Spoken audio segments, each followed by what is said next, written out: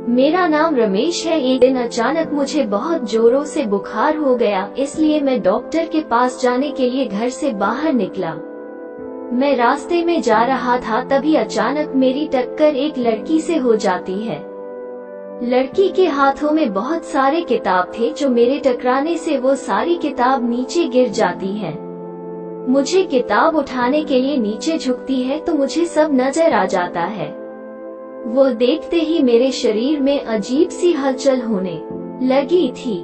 मैं उस पर ज्यादा ध्यान न देते हुए मैं उसकी किताब को उठाने लगता हूँ।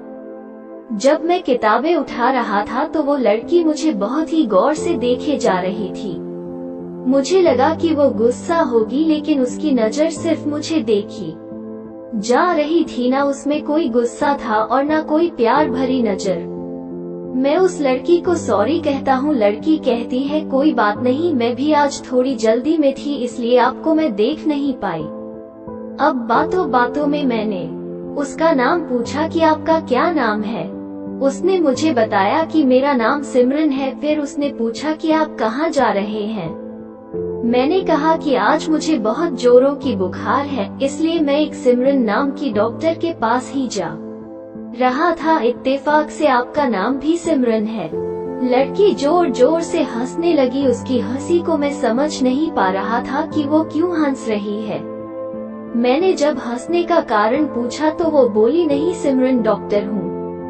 ये सुनते ही मेरे फोटो में भी हंसी आ जाती है। सिमरन डॉक्टर कहती है, चलो मैं तुम्हें अपने क्लिनिक में ले चलती हूँ, वही तुम्हारा इलाज कर दूंगी।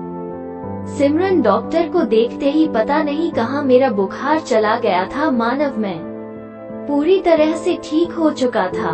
फिर भी मैं सिमरन डॉक्टर के साथ उसके क्लिनिक चला जाता हूँ। जब मैं क्लिनिक में पहुँचता हूँ तो देखता हूँ कि वहाँ एक नर्स पहले से ही मौजूद है। सिमरन डॉक्टर नर्स को कहती है कि तुम जाकर बाहर इंतजार करो, जब मुझे तुम्हारी कमी महसूस होगी तो मैं तुम्हें बुला लूंगी।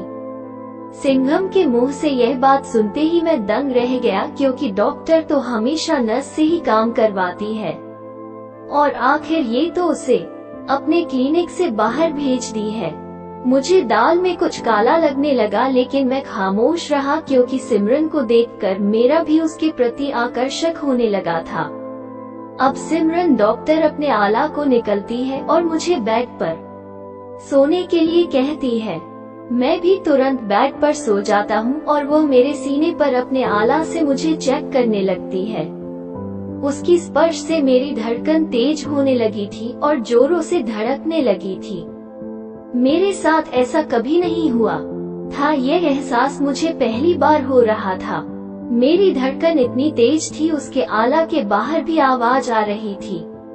सिमरन ने कहा, यार तुम्हारे दिल तो बहुत जोरों से धड़क रहा है, ऐसा क्यों हो रहा है तुम्हें। मैं भी समझ गया था कि सिमरन के दिल में भी मेरे लिए कुछ है, इसलिए वो मुझसे ऐसी बात कर रही है। मैंने भी सर से कह दिया कि मैं तुमसे प्यार करने लगा हूँ। ये सुनते ही शर्म आ जाती है और अपने क्षेत्र में जाकर बैठ जाती है और कुछ सोचने लगती है। मैं बेड से तुरंत लिखता हूँ और कहता हूँ, क्या हुआ सिमरन, क्या तुम मुझे पसंद नहीं करती हो।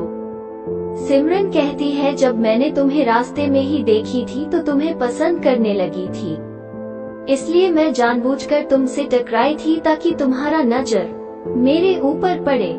ये बात सुनते ही मेरे दिल की धड़कन तेज हो जाती है और मैं बहुत ज्यादा खुश हो जाता हूँ। हमें सिमरन को चेयर से उठने को कहता हूँ और उसके गले लग जाता हूँ। हम दोनों में बहुत ही गहरा मोहब्बत हो जाता है और हम दोनों शादी कर लेते हैं और खुशी खुशी रहने लगते हैं।